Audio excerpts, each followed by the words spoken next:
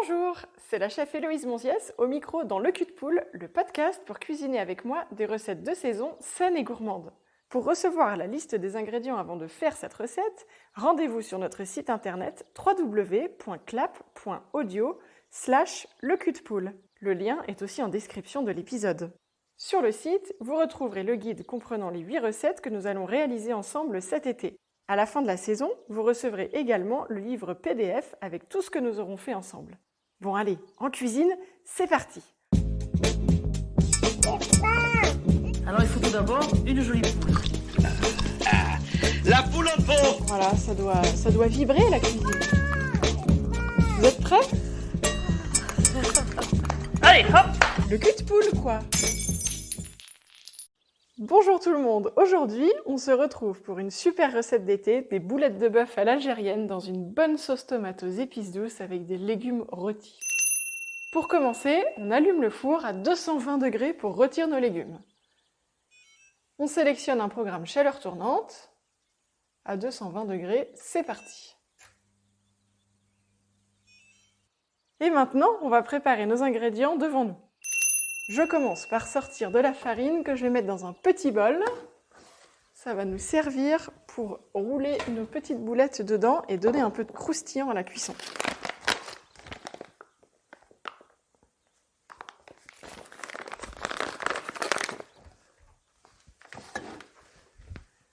Je sors une boîte de tomates concassées. La tomate concassée, c'est de la tomate en dés qui est donc préparée en conserve. Si vous voulez la faire vous-même avec des tomates fraîches, parce qu'on est en été, c'est encore mieux, bien sûr. Je prépare un petit oignon, une dizaine de branches de persil, un petit bouquet de coriandre. Je prépare 2 gousses d'ail.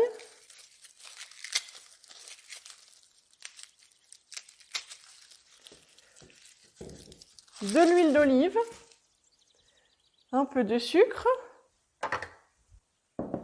du sel fin, de la cardamome en poudre ou en gousse, du cumin moulu, du poivre, de la cannelle en poudre, des herbes de Provence. Je sors un œuf, j'ai 500 g de bœuf haché qui m'attendent au frigo. Et enfin, je vais préparer 2 gros poivrons, jaunes ou rouges, et 4 petites courgettes que je vais laver directement. Je les lave bien. Les courgettes, j'essaye de bien les frotter pour enlever les petits picots qui sont à fleur de peau. Et je rince mes poivrons à l'eau. Je pose tout ça sur un torchon propre, comme ça va s'égoutter tranquillement. Je sors un petit couteau et je vais commencer à préparer mes légumes rôtis. Je vais m'occuper de couper les extrémités de mes courgettes.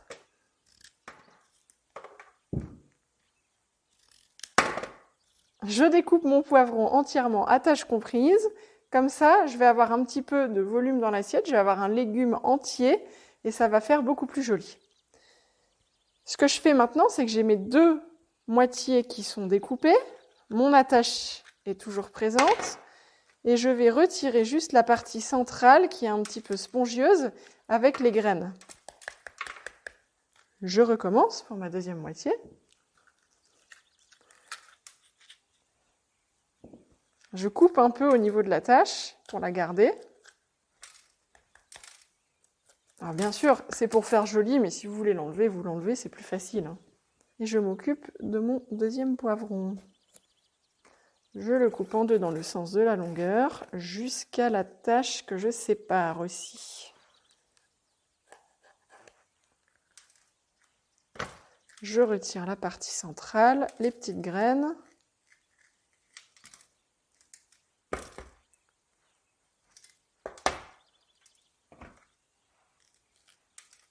Hop. Parfait. Et je vais couper sur ma planche de nouveau mes moitiés de poivrons en quartiers. Donc c'est-à-dire que je recoupe en 2 ma moitié. Et je vais bien jusqu'à la tache pour avoir un peu de verdure aux extrémités.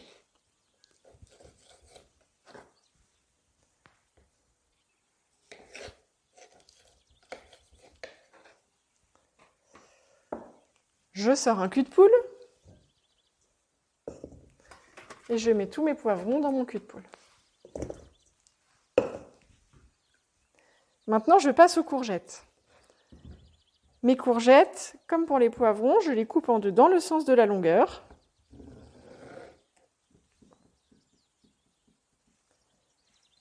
Et je les recoupe encore en deux dans le sens de la longueur. J'ai 4 gros bâtonnets de courgettes à 3 faces en face de moi. Je les mets à l'horizontale et je vais les recouper en deux pour que la section soit moins longue. Donc ça fait un peu comme des grosses frites de courgettes. Je recommence avec ma deuxième courgette. Si vos courgettes sont un peu grosses, peut-être qu'il faut recouper les moitiés en 3, toujours dans le sens de la longueur, hein. Et j'ai mes bâtonnets qui sont très très longs et je viens les recouper en deux pour avoir comme des grosses frites. Et ainsi de suite avec la troisième courgette en longueur. Puis on recoupe les 4 longueurs. Et je termine avec ma 4e courgette.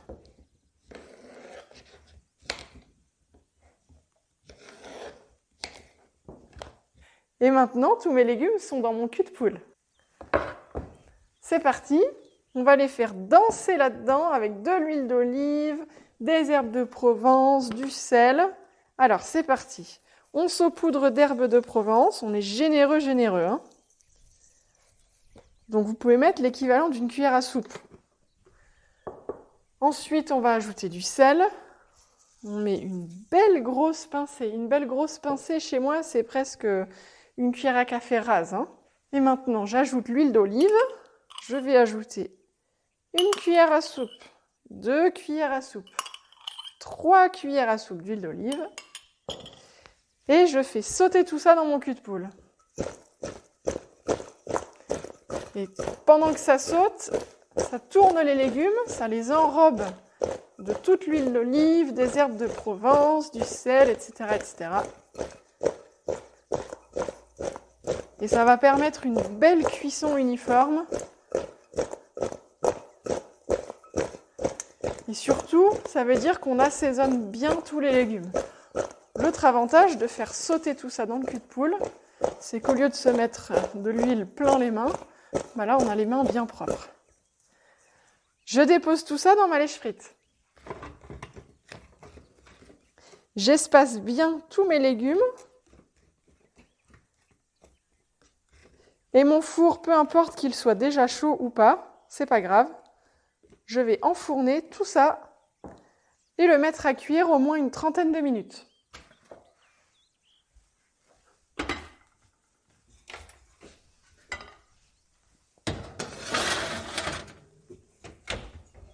Je prépare mon petit timer et hop, c'est parti. Je garde mon cul de poule que je viens de salir pour mes légumes. Je vais faire mes boulettes dedans, comme ça j'aurai un peu moins de vaisselle.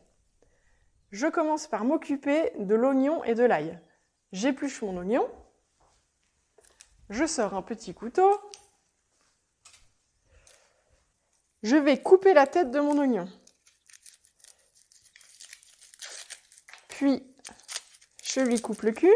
Et je fais attention à bien laisser la base de l'oignon pour que chaque peau reste bien attachée ensemble.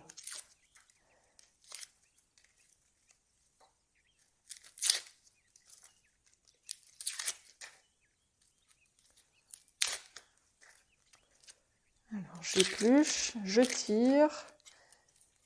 J'essaye de ne pas trop faire souffrir la chair pour avoir une chair bien lisse. C'est comme ça que je vais moins pleurer aussi. Les parties un petit peu sèches sur le dessus de l'oignon, je les retire bien parce qu'elles ne vont pas cuire à la cuisson. Et maintenant, j'ai un bel oignon tout épluché.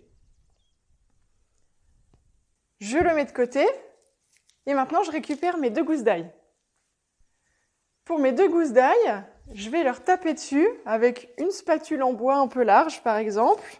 Si vous avez une corne, c'est encore mieux. Et ça va éclater la peau tout autour de l'ail. Je frappe. Et vous allez voir que, en fait, je vais pouvoir tout éplucher d'un coup, très facilement. Ça fait gagner un temps fou, ça. Parfait, j'ai épluché mon ail. J'ai des germes qui sont un peu verts, donc je vais les retirer. Je coupe l'ail en deux et j'enlève le germe.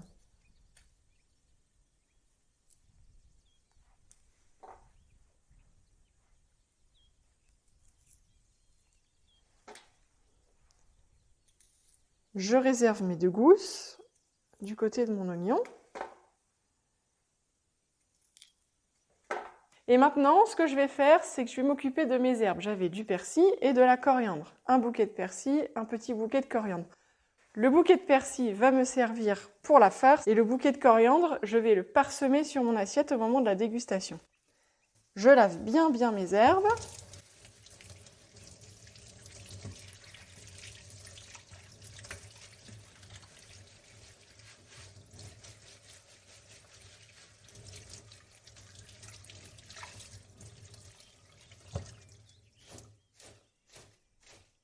Je les égoutte, je les secoue dans mon évier. Je sors ma planche et je vais passer à toute la phase des découpes. Je vais commencer par découper mon bouquet de coriandre.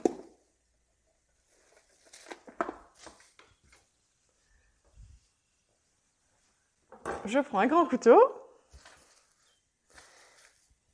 J'ai posé mon bouquet à l'horizontale sur ma planche et je viens replier le bout des feuilles sur elles-mêmes pour commencer à ciseler ma coriandre.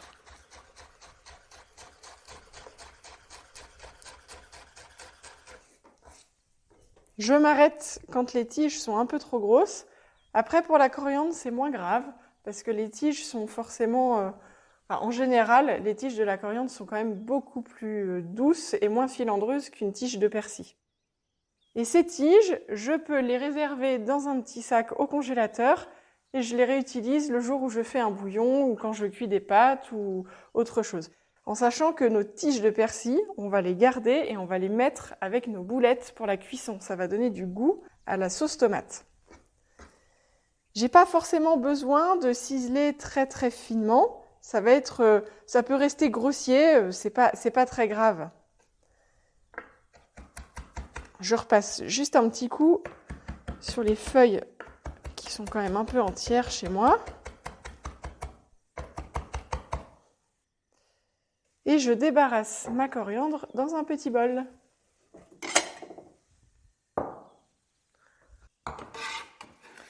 J'ai mis ma coriandre dans un petit bol et maintenant je vais passer à mon bouquet de persil.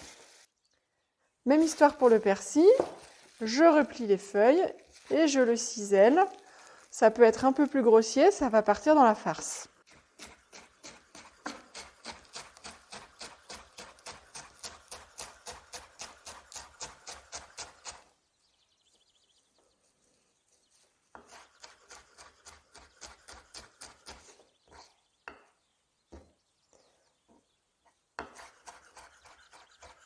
Je m'arrête au moment où j'arrive au niveau des tiges et ces tiges, je vais les utiliser pour ma sauce tomate quand je vais cuire mes boulettes. Je reprends un petit peu quand même parce qu'il me reste des feuilles un peu entières.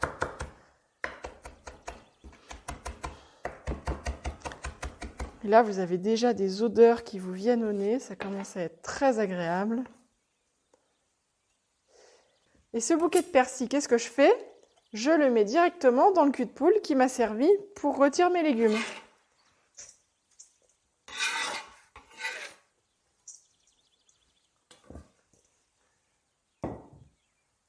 Maintenant, je vais découper mon oignon. Je suis toujours sur ma planche. Je le mets le cul en l'air, je le pince et avec ma lame, je viens bien le séparer en deux. J'ai créé 2 bases planes. Je pose mon oignon sur ma base et je vais le découper en cubes. J'essaye de faire des cubes assez fins, si possible. Après, vous faites comme vous pouvez. Vous pouvez toujours reprendre la découpe de l'oignon une fois que vous avez déjà tout ciselé,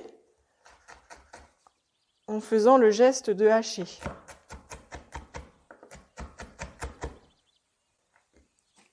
Donc cet oignon, il va partir dans la farce aussi, hein.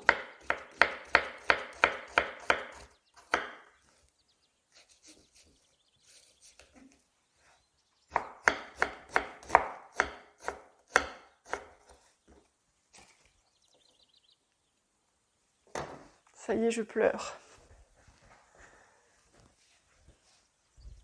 Maintenant que mon oignon est haché, ciselé, je le fais rejoindre mon petit bouquet de persil.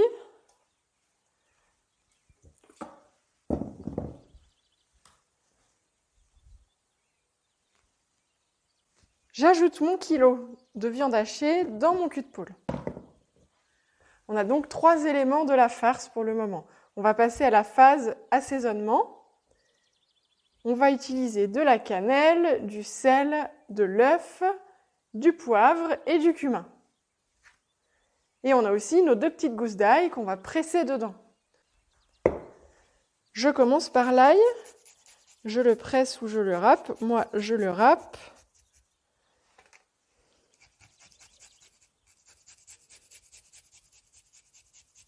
Les boulettes, c'est bon quand c'est bien assaisonné. Donc, elles doivent avoir du goût. Il doit y avoir plein d'épices dedans. Ça doit être quand même assez subtil. Ça doit être justement salé. Bien relevé avec le poivre. Et là, si on fait cuire dans une bonne sauce tomate, ça devrait être incroyable. Je prépare une petite cuillère à café et mes épices.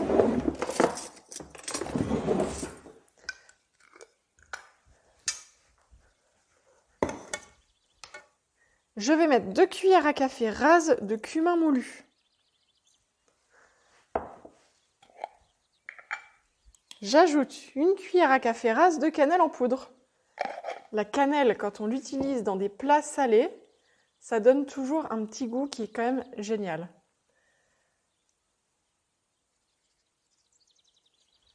Je vais saler avec 2 cuillères à café rase de sel.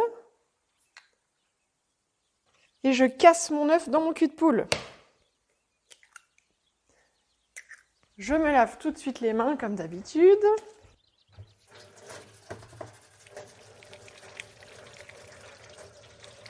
Et là, j'insiste encore plus parce que je vais venir mélanger la farce. Soit vous avez des gants, soit vous avez des mains très propres. Au choix. Et je vais préparer une plaque ou une assiette pour venir poser mes futures boulettes de viande. Allez, c'est parti, on patouille. Alors, on patouille comment? Déjà, on prend l'œuf et on l'écrase, on écrase tout, on malaxe, on presse du poing, on fait en sorte de bien rendre tout ça homogène. Il faut que toute la farce, elle soit répandue dans toute la viande pour que le goût soit le même partout. C'est très important. Et là, vous avez les odeurs de cumin qui ressortent. Ça sent bon. Il y a les herbes, il y a l'oignon, il y a l'ail. En fait, c'est un peu un tartare, hein.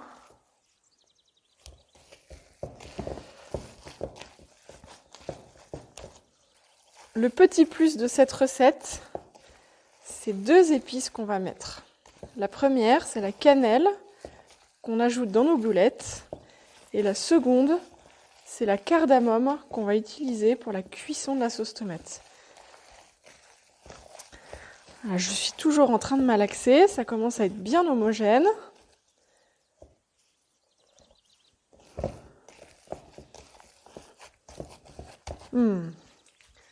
J'ai préparé mon petit bol de farine à côté de moi, on l'a fait tout à l'heure ensemble. Et maintenant, je vais ajouter mon second gant. J'enfile, j'ai 2 gants du coup, et je vais faire des grosses boulettes de viande. Ces grosses boulettes, je vais les rouler dans la farine.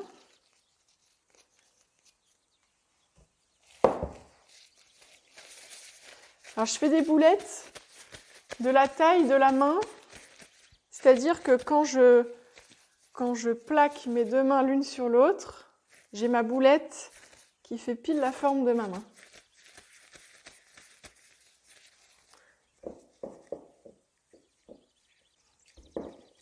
Je n'oublie pas de les rouler dans la farine, hein.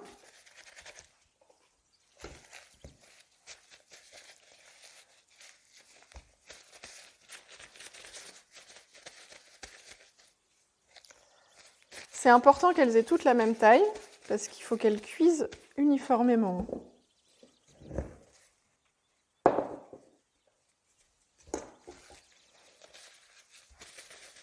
Et ça, vous allez le sentir.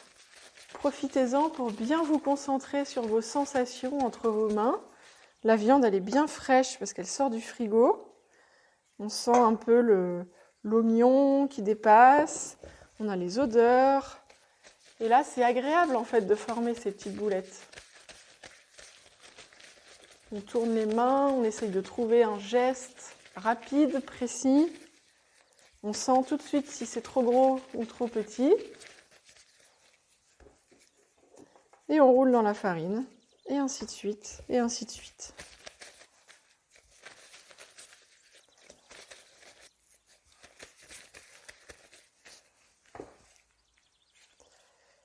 Hop là.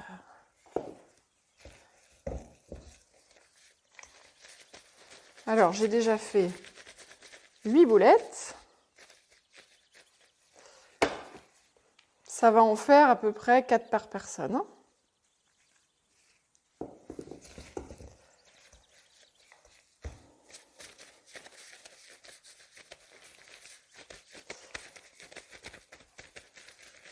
On n'oublie pas qu'on a nos légumes dans le four qui sont en train de rôtir. Ça doit commencer à sentir bon d'ailleurs. On a tous les parfums qui se mélangent là. Les boulettes, les légumes. Ça va être quand même super gourmand cette recette. D'ailleurs, pour les amateurs de barbecue, vous pourriez faire la même chose au barbecue. Les légumes rôtis au barbecue, les boulettes à cuire au barbecue. Ça peut être très sympa tout ça.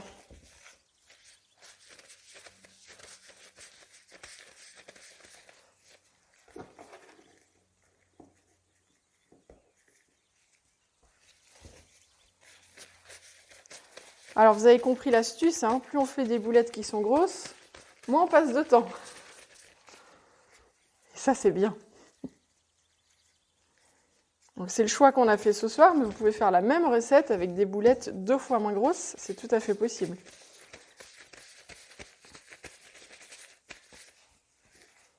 Ça c'est les boulettes de la semaine quand on est pressé, et puis après les petites boulettes, c'est les boulettes du dimanche.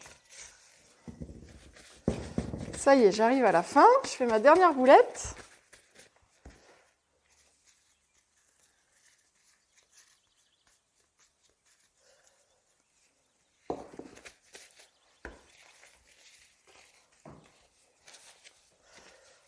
Parfait. Je débarrasse mon cul de poule, je retire mes gants. Et là, vous avez entre 15 à 16 boulettes. Avant de faire mon petit coup de propre, je vais tout de suite sortir ma poêle et la mettre à chauffer. Il faut avoir une poêle bien chaude pour commencer la cuisson des boulettes. Et là, on laisse juste chauffer la poêle et pendant ce temps-là, on débarrasse notre plan de travail. On peut ranger nos épluchures, on peut faire la petite vaisselle, passer un petit coup de propre.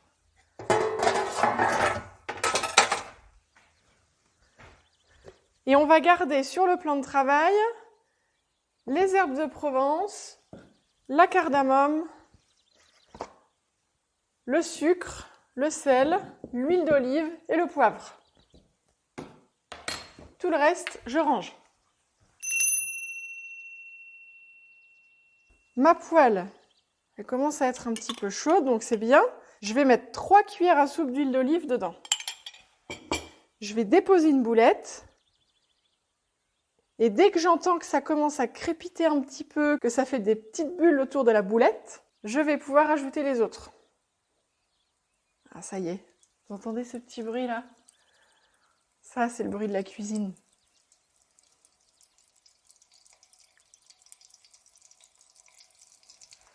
Donc maintenant, je vais pouvoir mettre mes autres boulettes dans ma poêle.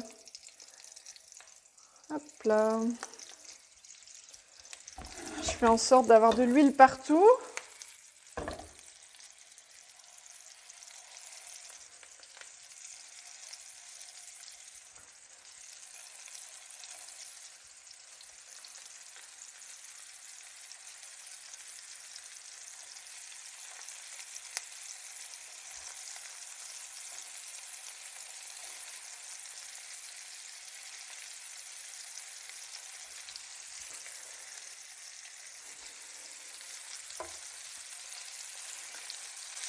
J'essaye de garder mes boulettes bien espacées les unes des autres.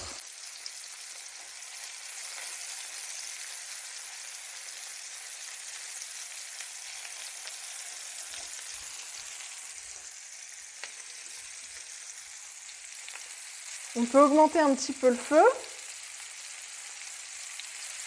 Et ce qu'on va faire, c'est qu'on va les faire colorer sur chaque face au fur et à mesure. Je prépare une petite spatule ou quelque chose pour les retourner facilement.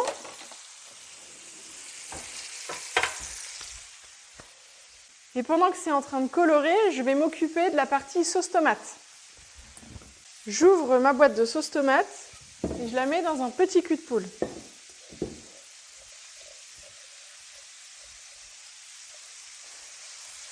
Je la rince un peu pour rien perdre.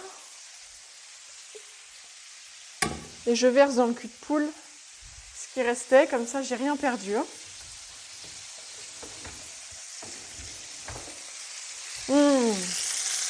Ah, ça sent bon. Soit vous avez de la cardamome en poudre, et dans ce cas vous mettez un quart de cuillère à café ou une demi-cuillère à café, ça dépend si elle est très très forte en goût. Si vous avez de la cardamome en gousse comme moi, vous prenez 3 gousses et vous allez les exploser avec le cul d'une casserole sur une planche. C'est parti.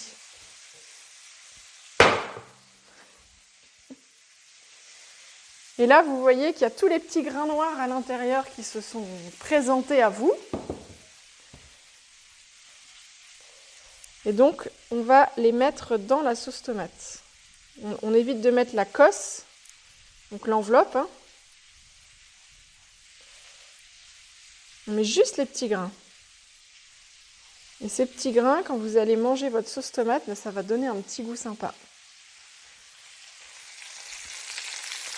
C'est le moment de retourner nos boulettes. Elles sont bien colorées.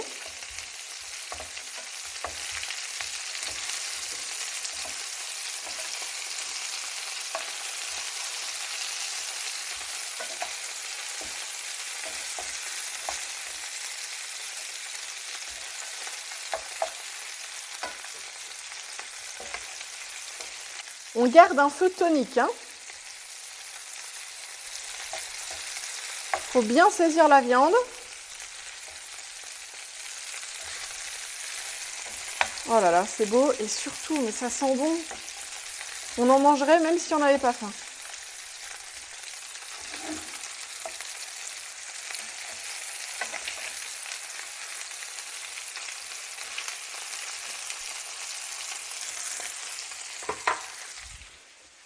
Je retourne à ma sauce tomate, j'ai retourné toutes mes boulettes.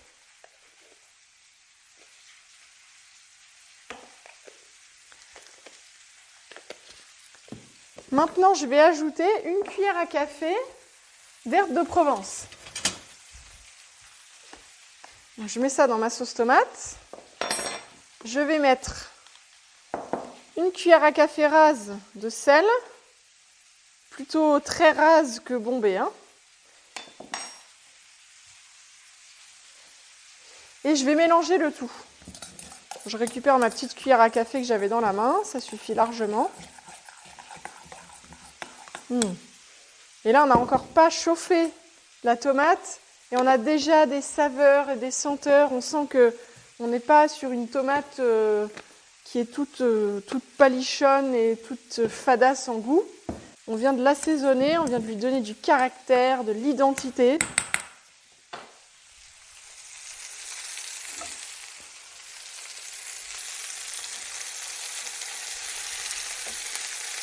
Voilà, maintenant, je retourne une troisième fois mes boulettes. Je suis toujours sur un feu tonique.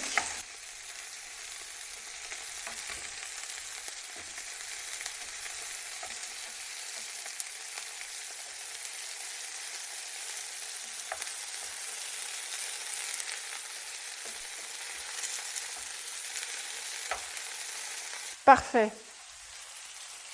On va préparer une petite maryse et on va passer bientôt à la phase sauce tomate dans nos boulettes. Je les ai retournées 2 fois, donc elles ont coloré déjà sur 3 faces. Vous pouvez les colorer encore plus. Après, si vous êtes un petit peu pressé, vous pouvez déjà mettre la tomate.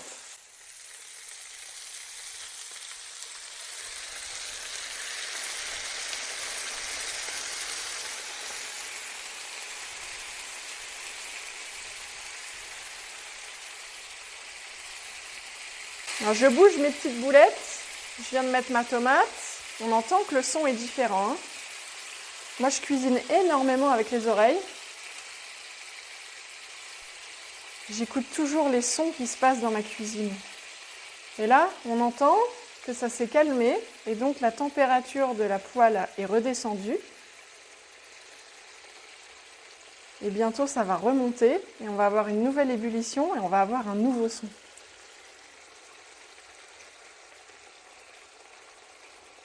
Voilà, on a le petit son du mijotage là.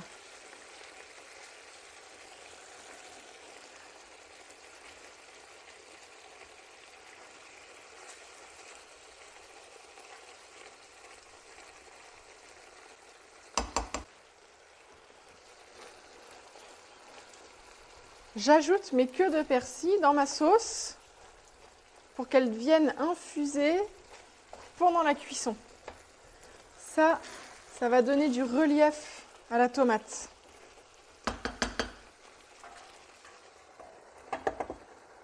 Alors, comme je veux que ça mijote, je vais baisser mon feu et je veux juste avoir des petites bulles comme ça. Et mes petites boulettes, je devrais dire mes grosses boulettes d'ailleurs, elles vont cuire tranquillement. Je vais ajouter un couvercle sur ma poêle. Et là, je vais laisser à peu près une vingtaine de minutes en surveillant toutes les 5 minutes pour pas que ça attache. Je vous invite à goûter la sauce, maintenant qu'on a ajouté nos tomates.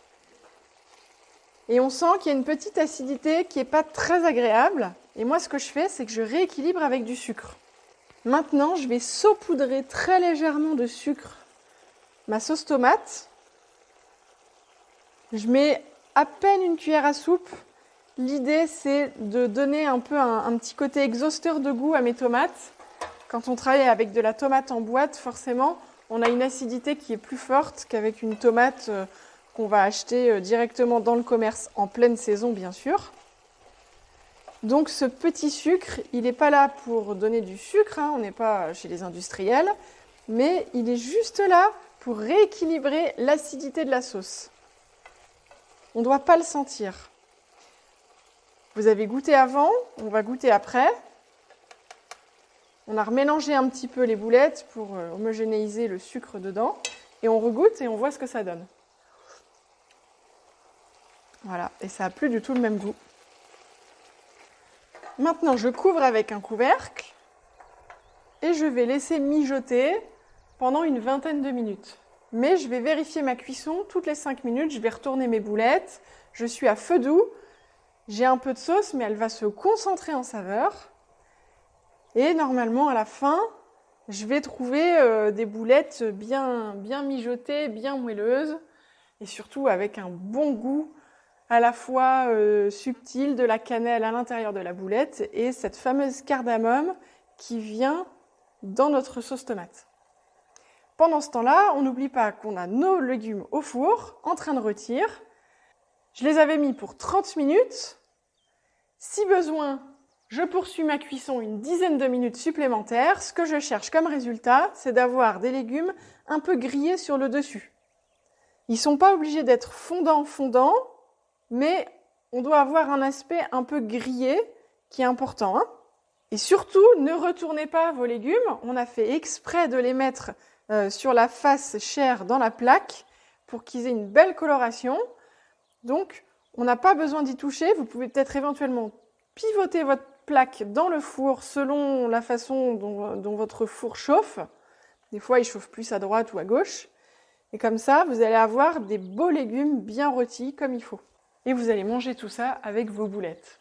Je vous retrouve tout à l'heure quand vos boulettes sont prêtes. Ça y est, ça fait 20 minutes de cuisson. On voit que la sauce tomate, elle a bien réduit. Sur les côtés, on a ce petit truc un peu caramélisé, un peu concentré de tomate, quoi. Et donc, on va goûter une boulette. On va la séparer. On va voir ce que ça donne. Et normalement, elle doit être bien fondante.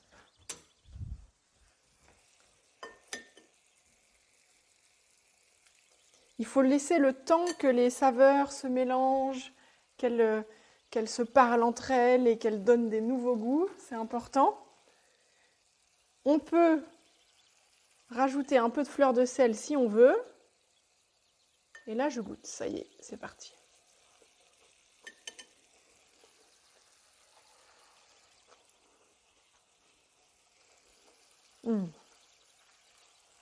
Ça y est, la viande est devenue un peu plus fondante. On a la sauce qui va avec. On a les légumes rôtis qu'on a sortis du four qui sont fondants tout en ayant de la texture en même temps. Et là, on mange le tout. Moi, j'aime bien ajouter un petit peu de fleur de sel et surtout, on n'oublie pas la coriandre. On met la coriandre par-dessus. Et là, ça y est, le repas est fait. Il n'y a plus qu'à, c'est parti, à table. Mais n'oubliez pas, on veut vos photos, on veut vos commentaires, on veut tout savoir. Tout ça, ça peut se passer sur leculdepoule.podcast sur Instagram. Et parlez-en autour de vous, mettez-nous plein d'étoiles et puis envoyez-nous de l'amour avec votre cuisine. À très vite pour une prochaine recette.